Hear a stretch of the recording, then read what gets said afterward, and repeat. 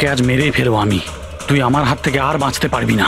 না না, তুমি এটা করতে পারো না, প্লিজ। তুমি এরকম করতে পারো না। নিশ্চয়ই পারি। কে ওখানে? তুমি আমার সঙ্গে যা করেছো তারপরে তো আমি নিশ্চয়ই করব। কে ওখানে?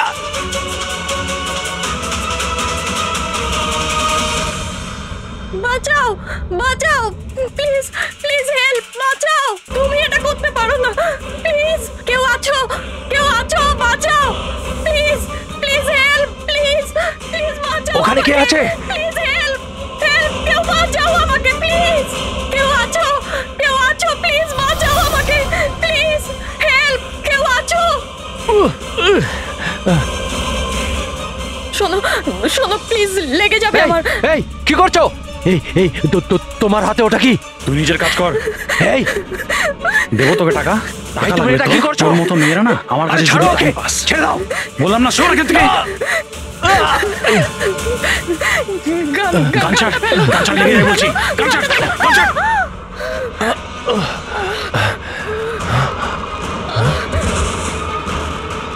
এই গুলি করে দিলে,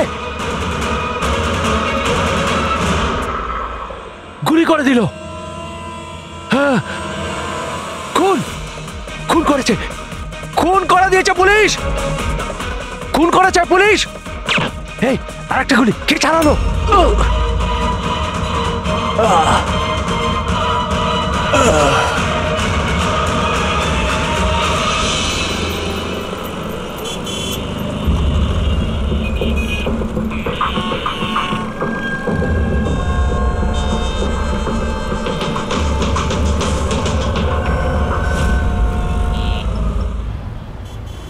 মাফ করবেন,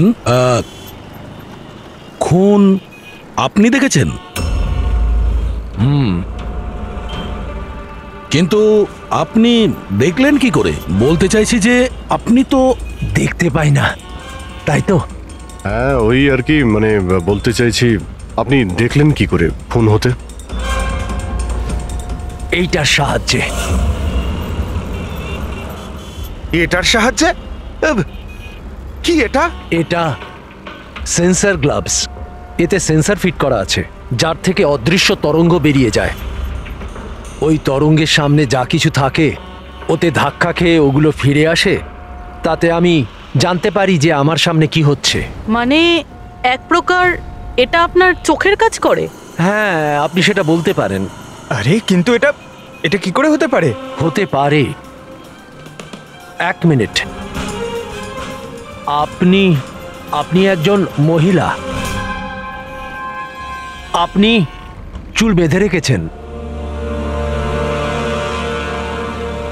স্যার, এটা তো ইনি আন্দাজেই বলছেন। আর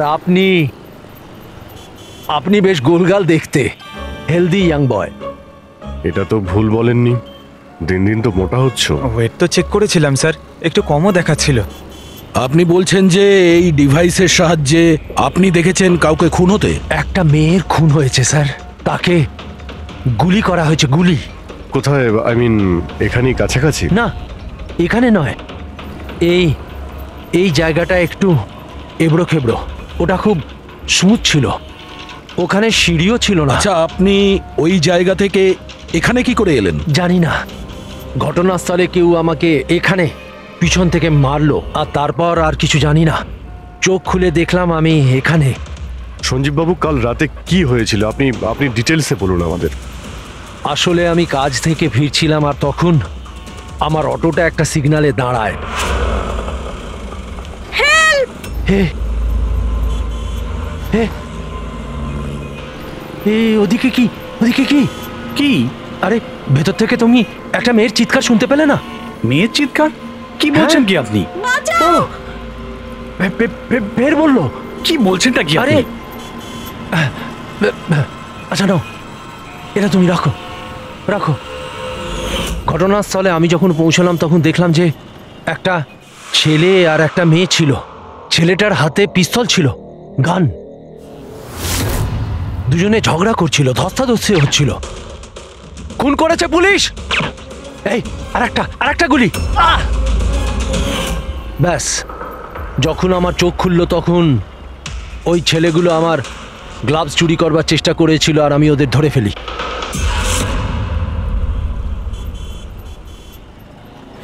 আর আপনি অজ্ঞান হয়ে যাওয়ার পরে খুনি আপনাকে এখানে নিয়ে এসছে আর এখানে ফেলে পালিয়ে গেছে।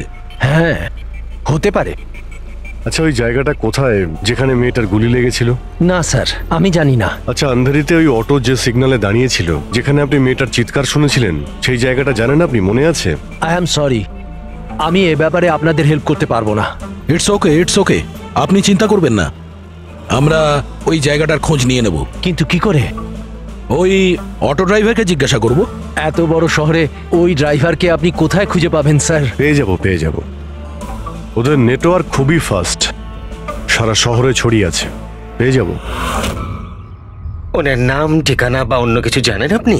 ও ও টুপি পরেছিল আর পুরনো গান শুনছিল 90-এর দশকের। আর ওর অটোতে আগুন নেভানোর যন্ত্রও লাগানো ছিল। আর হ্যাঁ, ওর কথাবার্তা দেখে মনে হচ্ছিল ও উত্তর ভারতে থাকে। হ্যালো, কি? উত্তর ভারতের লোক? পুরনো গান শোনে, আবার টুপিও পরে, আগুন নেভানোর যন্ত্রও আছে ওর অটোতে। ঠিক আছে, দেখছি।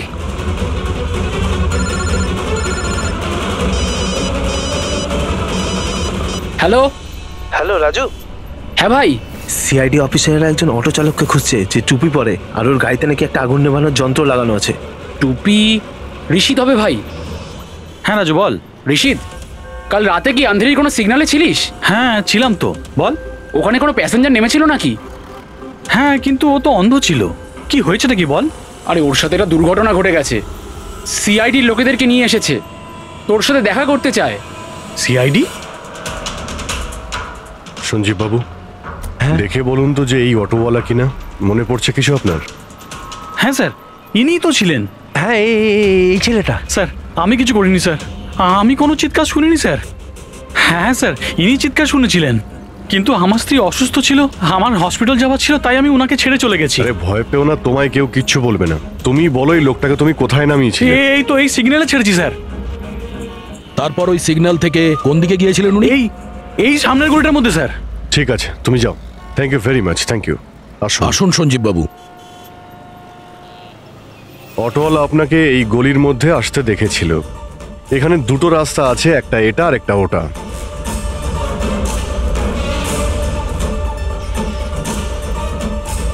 কিছু মনে পড়ছে আপনার কোথায় গিয়েছিলেন? সঞ্জীব বাবু, একটু মনে করে বলুন যে আপনি এর মধ্যে কোন গলিতে গেছিলেন?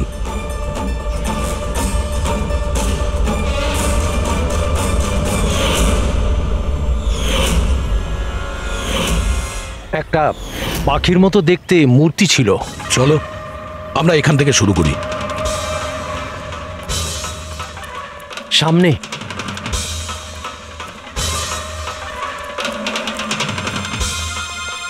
স্যার, এই দেখুন। সঞ্জীব বাবু, দেখুন তো এই মূর্তিটাই কিনা। হ্যাঁ হ্যাঁ, এটাই। অভিজিৎ স্যার, মূর্তি পেয়ে গেছি। এটা কি? আরে গুড। এই যে এইটাই। আচ্ছা, এর পরে সঞ্জীব বাবু, এরপর মনে আছে আপনি কোথায় গিয়েছিলেন? 3টে গোল দেখতে পেয়েছিলাম। তোমরা ওই দিকটা দেখো, আমরা এদিকে যাচ্ছি।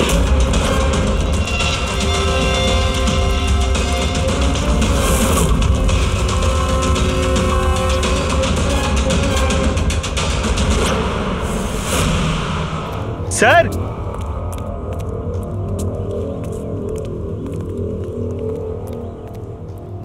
হ্যাঁ, এটা রাউন্ড শেপ, একটা নিচে আর একটা। এরপর এরপর এরপর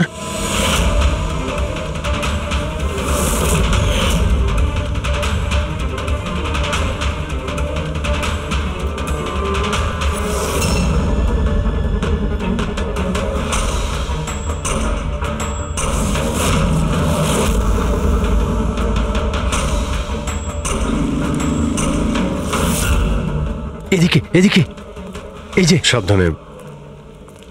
আরে স্যার, ঘুরে ফিরে সেখানেই চলে এলাম যেখান থেকে শুরু করেছিলাম। আরে সেই জন্যই তো উনি চিৎকার শুনতে পেয়েছিলেন।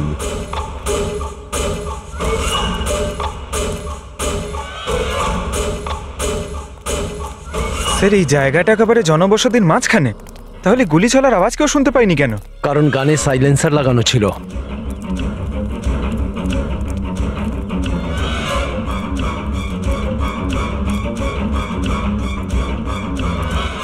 আসুন, একটা স্টেপ আছে, সাবধানে।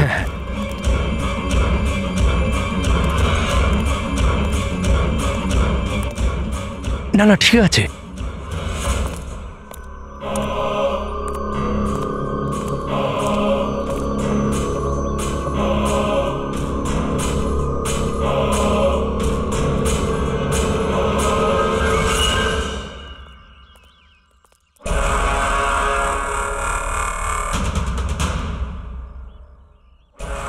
কি হলো?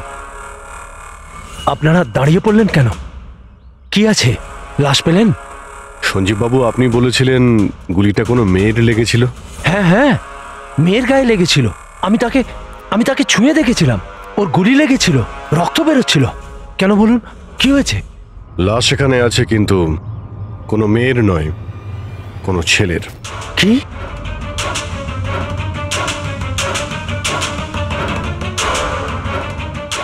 Is dead. মনে হচ্ছে সেই যে ওই মেয়েটাকে মারার চেষ্টা করেছিল। স্যার, ওনার কথা অনুযায়ী এখানে দুটো গুলি চলেছিল। হয়তো হয়তো এই দ্বিতীয় গুলিটায় মারা গেছে।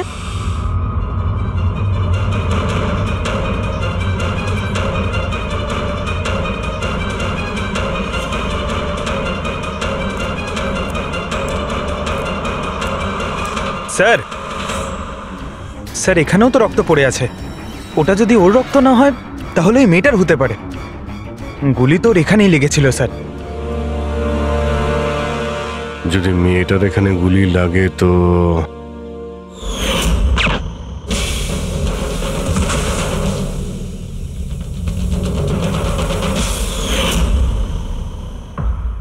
আপনি বললেন যে আপনার মাথায় পিছন থেকে কেউ মেরেছিল, তো সেটা দ্বিতীয় গুলি চলার পরে আপনার লেগেছিল নাকি সেটা চলার আগে? না না, দ্বিতীয় গুলিটার পর মেরেছে। স্যার কি হচ্ছে এসব? কিছু বুঝতেই পারছি না। স্যার, রক্ত তো অনেক বেরিয়েছে। ওই মেয়েটা নিশ্চয়ই আহত। স্যার, না তো কোনো মোবাইল পেয়েছি, না ওয়ালেট, কোনো আইডেন্টিফিকেশন নেই। আর স্যার, ওর হাত আর আঙুলে যে চিহ্ন আছে সেগুলো দেখে মনে হচ্ছে কেউ যেন ঘড়ি আর আংটি চুরি করে নিয়েছে। আচ্ছা, এদের দুজনকে ছিনতাইয়ের উদ্দেশ্যে মারেনি তো? আগে এটা খোঁজ নিতে হবে যে মেয়েটা কোথায়। যদি আহত হয় কোনো হসপিটালে থাকবে, আর যদি মারা যায় তাহলে খুনি ও লাশ গুম করার চেষ্টায় রয়েছে। মিসিং পারসন ব্যুরোতে খোঁজ নিয়ে দেখো তো এর ব্যাপারে কিছু জানতে পারা যায় কিনা। বস, ক্রাইম স্পটে ওই জায়গাতে মাটির ওপর যে রক্ত পাওয়া গেছিল, ডিএনএ টেস্ট অনুসারে ওই রক্তটা কোনো মেয়ের। আসলে মেয়েটা ওই সময় ওখানে উপস্থিত ছিল না যখন তোমরা গেছিলে, কিন্তু ক্রাইম যখন হয়েছিল তখন ওই মেয়েটা নিশ্চয়ই ওখানে ছিল। আর স্যার, দুর্ঘটনার সময় রাত 11টা থেকে 1টার মধ্যে। ঠিকই তো আছে, সঞ্জীবও তো ওই সময় ছিল 11:30 নাগাদ। হ্যাঁ স্যার, আর সঞ্জীব বাবুকে অজ্ঞান অবস্থায় সেখানে রেখে দেয় যেখান থেকে আমরা ওনাকে পাই। আরও একটা কথা স্যার, দুটো গুলি চলেছিল। মেয়েটার গুলি লেগেছিল আর ও ওখানেই অজ্ঞান হয়ে পড়ে গেছিল সঞ্জীব বাবুর কাছেই। তারপরে স্যার দ্বিতীয় গুলিটা করা হয়েছিল যেটা ছেলেটার লেগেছিল। তার মানে সঞ্জীব বাবু ছাড়াও ওখানে আর কেউ ছিল যে ওই আহত মেয়েটাকে ওখান থেকে নিয়ে গিয়েছিল আর সঞ্জীব বাবুকে ওই ফুটপাতে ফেলে গেছিল। স্যার, আমি আশেপাশের এলাকায় খোঁজ নিয়েছি। ওখানে কেউই কোনো ছেলে এবং মেয়েকে আসতে বা কোনো আহত মেয়েকে ওখান থেকে যেতে দেখেনি। আচ্ছা, সালুকে একটা কথা বলো, যদি খুনি সঞ্জীবকে ক্রাইম সিন থেকে তুলে নিয়ে গিয়ে ওখানে যেখানে আমরা ওকে পাই, তাহলে হতে পারে ওই লোকটার কোনো ট্রেসেস সঞ্জীবের পোশাকে আছে। খোঁজ নিতে পারবে কে ছিল সে? অবশ্যই খোঁজ নিতে পারবো। তাহলে খোঁজ নাও।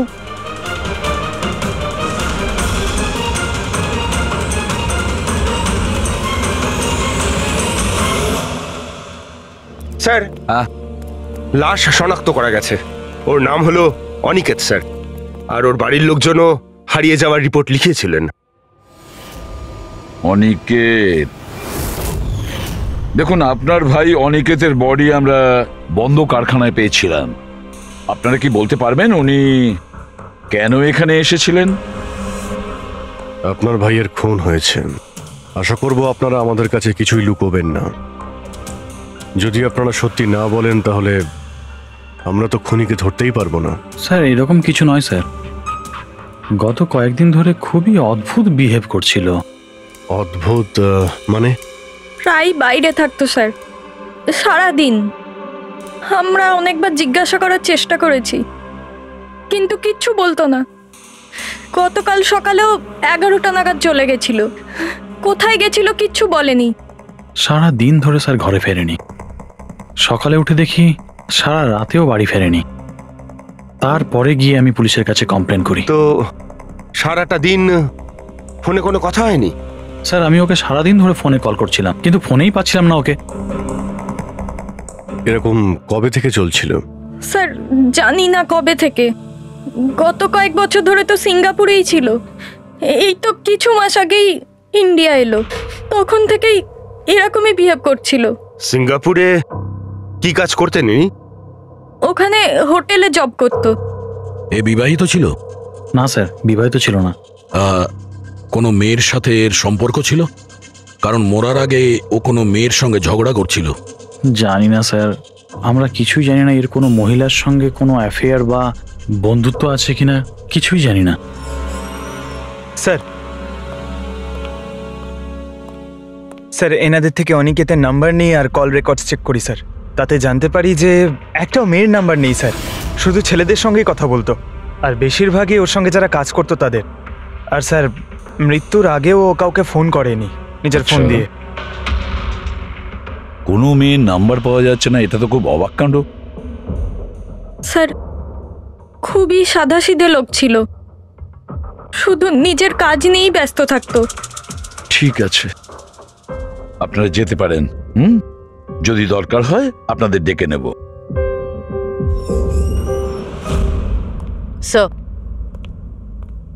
স্যার কালকে কারখানায় যাওয়ার আগেই অনিকেত সারা দিন একই জায়গায় ছিল। কোন জায়গায়? Sir coffee shop. স্যার এর ক্রেডিট কার্ডের বিল থেকে এটা প্রমাণিত হয় যে এ সারাদিন ওই কফি শপে ওর ক্রেডিট কার্ড সোয়াইপ করেছিল। হ্যাঁ স্যার, ওর ফোনের লাস্ট লোকেশন ওই কফি শপই ছিল। কোন কফি শপ ছিল ওটা? Pillow coffee shop. যাও ওই পিলো কফি শপে আর খোঁজ না ও সারাদিন বসে কি করছিল। স্যার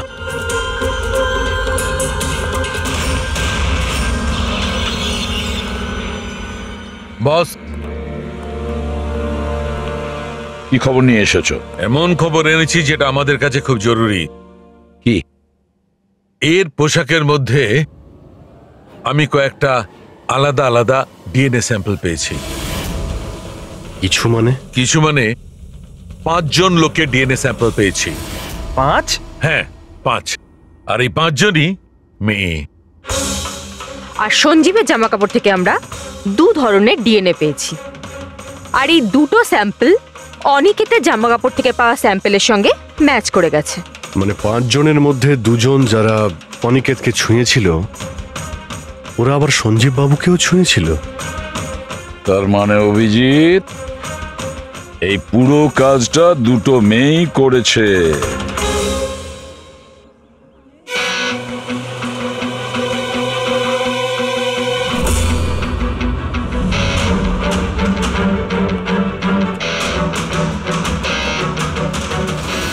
আচ্ছা এই ছবিটা দেখুন, আপনি একে চেনেন? কালে সারাদিন এখানে আপনার ক্যাফেতেই ছিল। হ্যাঁ স্যার, এই কালকে সারাটা দিন এখানেই ছিল, আর রাতে এই ধরুন 10:30 আশেপাশে এখান থেকে বেরিয়েছিল। এ একা ছিল নাকি এর সাথে আরো কেউ ছিল? নিতু এদিকে একটু এসো। এই ফটোটা একটু দেখো, এই কালকে এখানেই ছিল না? এনাদেরকে এটা বলো যে কালকে একা ছিল না, কারোর সাথে ছিল। ইনি তো অনিকেত। ইনি কখনো একা আসতেন না, সবসময় ভিড় নিয়ে আসতেন। মহিলা আর মেয়েদের ভিড়। আর শুধু কালই নয়, ইনি আমাদের রেগুলার কাস্টমার, প্রায়ই এখানে আসেন। আচ্ছা ও রোজ একই মেয়ের সাথে আসতো না আলাদা আলাদা? আলাদা আলাদা আসতো স্যার, আর দিনে কম করে 3 থেকে 4 জন। খুবই পাকা খেলোয়াড় ছিলেন ইনি। একবার তো আমি ওনাকে জিজ্ঞাসাও করেছিলাম যে এতগুলো মেয়ের সাথে বন্ধুত্বটা হলো কি করে। তো উনি আমাকে বলেছিলেন যে ওনার মোবাইলে একটা অ্যাপ আছে, কোনো ডেটিং অ্যাপ, ওখানেই ওনার এই মেয়েগুলোর সাথে পরিচয়।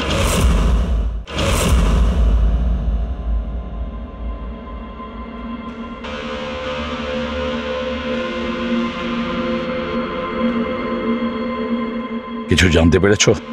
হ্যাঁ স্যার, অনিকেতের ডেটিং অ্যাপের ব্যাপারে জানা গেছে। ওই অ্যাপটার নাম ম্যাচ আপ। Match up? এটা দুজনের সাথে বিয়ে দেওয়ার কোনো অ্যাপ নয় তো? হ্যাঁ স্যার, ওই রকমই কিছু। কিন্তু অনিকেত এই অ্যাপের ভুল ব্যবহার করেছে।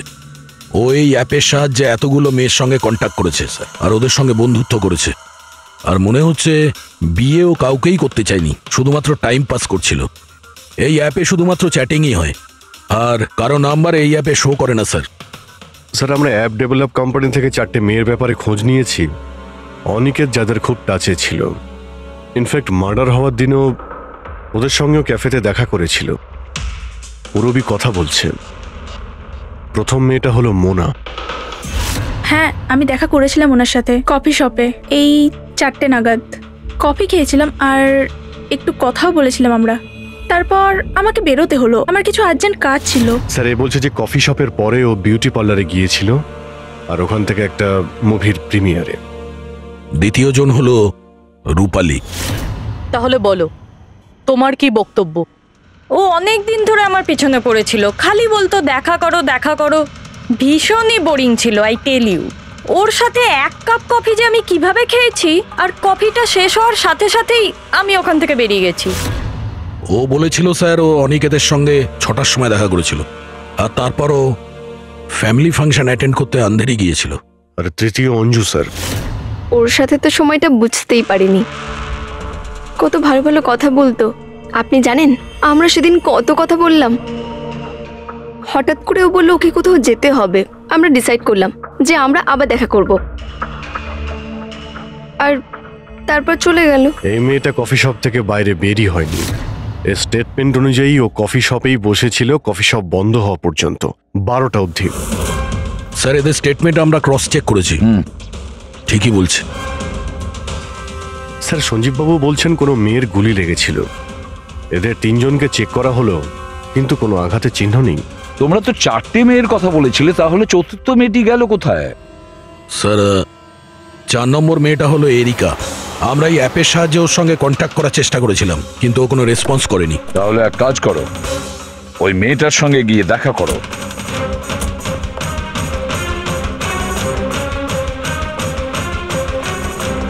রজত, তাড়াতাড়ি রেডি হও। আর কত সময় নেবে? এতটা সময় তো মেয়েরাও নেয় না। আসছি বাবা, জাস্ট 2 মিনিট। Excuse me. হ্যাঁ বলুন, কাকে চাই? এরিকা। হ্যাঁ আমি, কিন্তু আপনারা? সিআইডি। সিআইডি? এসব কি? হ্যাঁ, কি হয়েছে স্যার? স্যার, কোনো প্রবলেম হয়েছে? আপনাকে আমরা মেসেজও করেছিলাম ম্যাচ আপ অ্যাপ থেকে। আপনাকে সিআইডি ব্যুরোতে আসতে বলেছিলাম, আপনি আসেননি, তো আমাদের আসতে হলো। Match up app? এটা কি? Dating app. Dating app? তুমি এই ডেটিং অ্যাপে কি করছো? হ্যাঁ শোনো, ওনাদের কোনো ভুল হচ্ছে, আমি কোনো ডেটিং অ্যাপে নেই। সেটা কিভাবে হতে পারে? আপনার প্রোফাইল আছে, আপনার ডিসপ্লে পিকচার রয়েছে। শুনুন, আমি একজন বিবাহিতা, আমি কোনো ম্যারেজ সাইট বা ডেটিং অ্যাপে নেই। ইনি আমার হাজবেন্ড রজত, আর আমি ওনার সাথে বিয়ে করে খুব হ্যাপি। আমার এসব করার কোনো প্রয়োজন নেই। ম্যাডাম, আপনি যদি সত্যি বলেন তাহলে এটা কি? আপনার প্রোফাইলে এই ডেটিং অ্যাপে কি করে? দেখুন, আমি সত্যি বলছি, আমি জানি না এটা কি। আমি এরকম কোনো প্রোফাইলই বানাইনি। তো আপনি এটা বলতে চাইছেন যে আপনার নামে কেউ ফেক আইডি বানিয়েছে? আচ্ছা, আপনি কোনো অনিকেত নামে কাউকে চেনেন? অনিকেত? এই লোকটা? না স্যার, আমি একে চিনি না। স্যার, কি করছেন আপনারা? কেন আমাদেরকে ডেকেছেন? আমরা আপনাদের বলিনি, কিন্তু অনিকেত, যার সঙ্গে আপনারা কফি শপে দেখা করেছিলেন, ওর খুন হয়ে গেছে ওই রাতেই। কিন্তু স্যার, আমরা ওকে কেন মারবো? আমরা তো ওকে ঠিকমতো চিনতামই না। ইনফ্যাক্ট এই ঘটনার কিছুদিন আগে তো ওর সাথে চ্যাট হয়েছিল আমার অ্যাপে। হ্যাঁ, আর ওই দিনই তো আমি প্রথমবার দেখা করেছিলাম ওর সাথে। আর আমার সাথে তো ওর সেরকম কোনো শত্রুতাও ছিল না। আর আমি তো ওই অ্যাপেই নেই, এমনকি আমি ওকে চিনিও না। ওই অ্যাপের প্রোফাইলে আপনার পার্সোনাল পিকচার ছিল, সেই পিকচার আপনার ফোন থেকেই নেওয়া হয়েছিল। কোনো স্ট্রেঞ্জারের কাছে আপনার ছবি কিভাবে আসবে? ম্যাম, আমি জানি না আমার ছবি কিভাবে ওর কাছে গেল। আমার ফোন কিছুদিন আগে হারিয়ে গিয়েছিল। ফোন চুরি হয়ে গেছে? কোথায়? স্যার ঠিক জানি না, মনে পড়ছে না। কোনো ব্যাপার না, আপনারা কিছুক্ষণের জন্য আমাদের সাথে কোঅপারেট করুন, আমরা জেনে যাব খুনিকে। ফ্রেডি,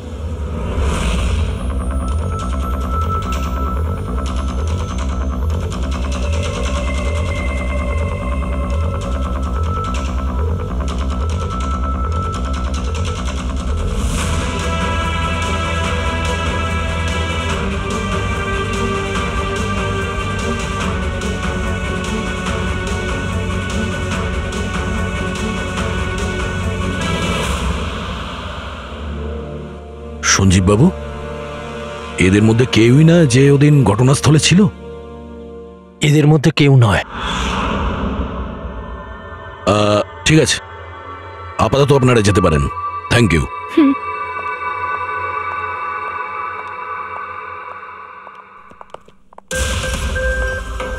না স্যার, এদের মধ্যে তো কেউ না। স্যার বাকি তিনজনের মতন ওরও কোনো চোট নেই, কিন্তু কিন্তু ওই মেয়েটার আঘাত ছিল, চলার অবস্থাই ছিল না। কিন্তু সালুকে যে আমাকে বলল ও সঞ্জীবের পোশাকে যে ডিএনএ টেস্ট করেছিল তাতে তো দুটো মহিলার ট্রেসেস পাওয়া গেছে। ঠিক আছে, কিন্তু একজন আহত হতে পারে, আরেকজন সেও তো ওই চারজনের মধ্যে একজন হতে পারে। স্যার এই চারজনের জল খাওয়ার গ্লাসগুলো ফরেন্সিকে পাঠিয়ে দিয়েছি, রিপোর্ট আসবে। স্যার, হ্যাঁ স্যার, ওই দুটো মেয়ের ডিএনএ এই চারজনের সঙ্গে ম্যাচ করেনি। কি ম্যাচ হচ্ছে না? তাহলে মেয়ে দুটোকে পাবো কি করে? এক মিনিট। কি হলো সঞ্জীব?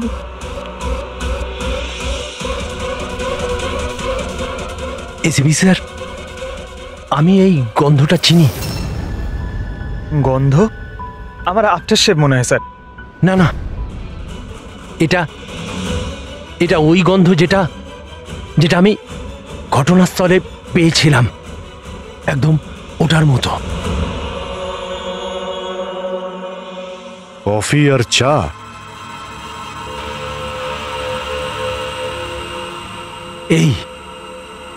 এই গন্ধটা ঘটনাস্থলে, এই গন্ধটাই ছিল।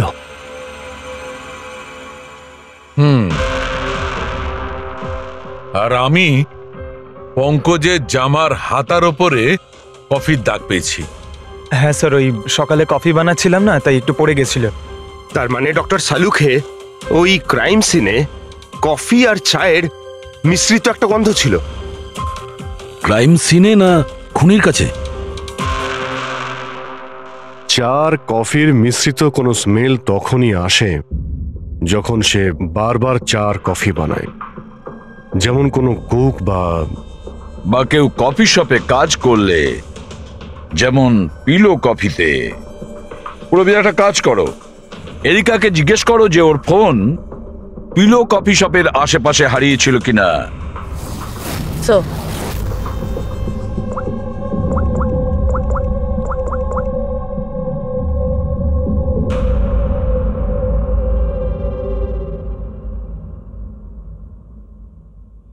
স্যার হ্যাঁ স্যার ওনার ফোন ওখানেই হারিয়েছিল, ওই কফি শপে।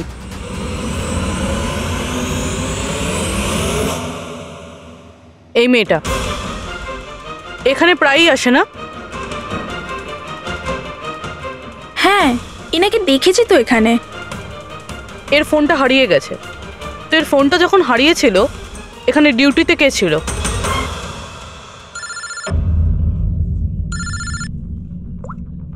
হ্যালো, হ্যাঁ ফ্রেডি। ও গুড, ঠিক আছে, আমরা এক্ষুনি ওখানে পৌঁছচ্ছি। পুরবি, স্যার। ফ্রেডির ফোন ছিল, ওই হসপিটালটার খোঁজ পাওয়া গেছে যেখানে ওই আহত মেয়েটা ভর্তি আছে। স্যার ওই মহিলাই যে অনিকেতের খুন করেছিল? হ্যাঁ ওই মেয়েটা, আমাদের এক্ষুনি ওখানে যেতে হবে। স্যার আমাদের এখন বেরোতে হবে, কিন্তু যতক্ষণ অবধি জিজ্ঞাসাবাদ কমপ্লিট না হচ্ছে কেউ কফি শপ থেকে বেরোবে না।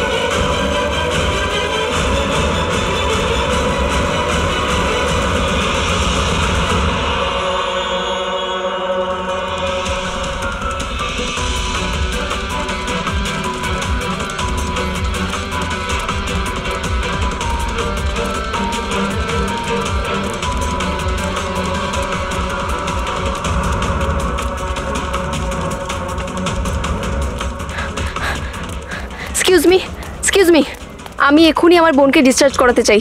আপনি এক্ষুনি ডিসচার্জ পেপার তৈরি করুন, তাড়াতাড়ি। ডিসচার্জ? কিন্তু উনি তো এখনো কোমায়। দেখুন আমার এসব জেনে কোনো কাজ নেই, আমাদের এক্ষুনি এখান থেকে বেরোতে হবে। আপনি তাড়াতাড়ি করুন প্লিজ। এভাবে কি করে ডিসচার্জ করে দিই? ওনার প্রাণের থেকেও কি এমন বেশি জরুরি? দেখুন আমার এত তর্ক করার কোনো সময় নেই, আপনি আমার সঙ্গে তর্ক করবেন না। তাড়াতাড়ি করুন প্লিজ, যেটা বললাম সেটা করুন।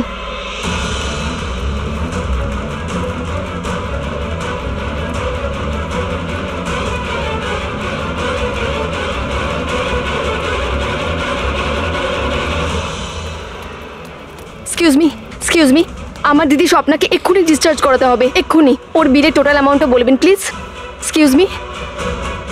মনে হয় খুব তাড়া আছে তোমার।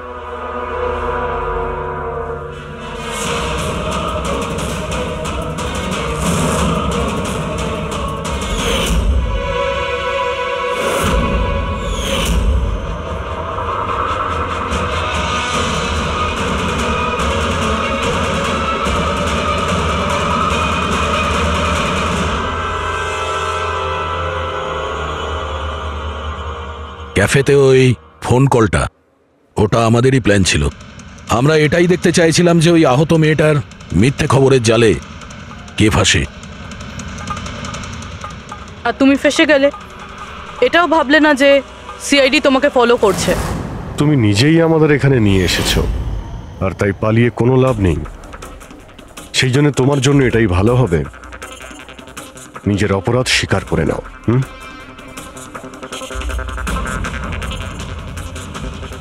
অনিকেত আমার দিদিকে জীবন্ত অবস্থাতে মেরে ফেলেছিল। ওদের সিঙ্গাপুরে দেখা হয়েছিল, আর ওখানে আমার দিদিকে বিয়ের মিথ্যে প্রতিশ্রুতি দিয়েছিল। ওরা এঙ্গেজমেন্টও করে নেয়, আর তারপরে বিয়ের কথা বললেই ও এড়িয়েই যেত। আমার দিদি যখনই বিয়ের ডেট ফিক্স করার কোনো কথা তুলতো, তখন সবসময় কোনো না কোনো অজুহাত দিতে শুরু করতো।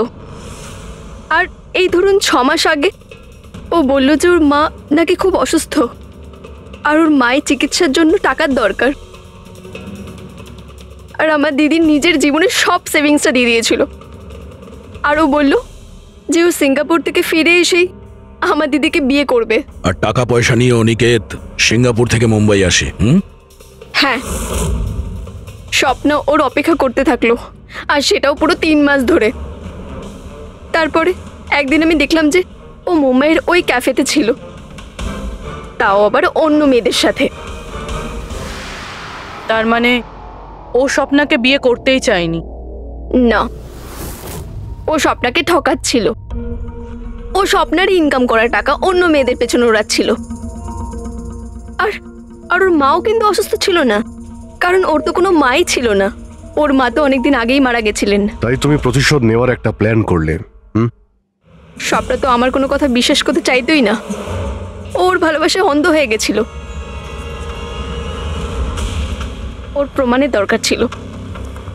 তাই অনিকেতের সত্যিটা সামনে আনার জন্য আমি এরিকার ফোন চুরি করি, আর ওর নাম দিয়েই আমি ম্যাচআপ অ্যাপে ওর ফেক প্রোফাইল তৈরি করি, আর অনিকেতের সঙ্গে চ্যাটিং করতাম। আর ও ইজিলি আমার ফাঁদে পড়ে যায়। তারপরে আমি ওকে ওই ফ্যাক্টরিতে আসতে বলি, আর তার সাথে স্বপ্নাকেও আসতে বলি, যাতে ও নিজের চোখে সব কিছু দেখতে পাক। কিন্তু ওই দিন যখন আমি ওখানে গেছিলাম, তখন আমি দেখলাম যে... এটা কি করছো তুমি? হিসেবটা শেষ করে দিচ্ছি। তুমি আমার সাথে যা করেছো তারই শাস্তি এটা। আমি সব জানি তুমি আমার টাকা কোথায় কোথায় খরচ করেছো, আর কত মেয়ের জীবন তুমি নষ্ট করবে। Aniket, please drop the gun. Aniket please, টাকা চাই তোর। তুমি এটা কি করছো? বেরো এখান থেকে, চুপচাপ বেরো এখান থেকে। আরে ছাড়ো ওকে, ছেড়ে দাও। ওকে বললাম না বেরো এখান থেকে।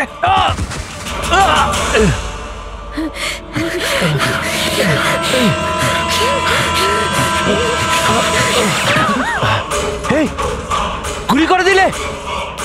গুলি করে দিল?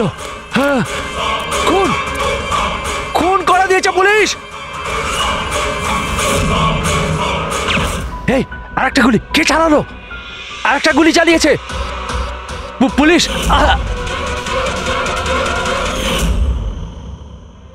তুমি জানো, অনিকেতের লাশ পর্যন্ত আমাদের ওই সঞ্জীব বাবু পৌঁছে দিয়েছিলেন। উনি দেখতে পান না, কিন্তু ওনার ওই সংবেদনশীল দস্তানা, সেন্সিটিভ গ্লাভস, চোখের থেকে কম না। প্রতিশোধ নেওয়ার জন্য তুমি অনিকেতকে খুনই করে দিলে, কিন্তু এখন তো সারা জীবন জেলেই কাটবে। আর তোমার বোন স্বপ্না, যার জন্য তুমি এই সব করলে, সে তো আগে থেকেই কোমাতে রয়েছে। আর যেদিনও কোমা থেকে ঠিক হবে, সেদিন তোমার কাছেই যাবে, জেলের গরাদের পিছনে।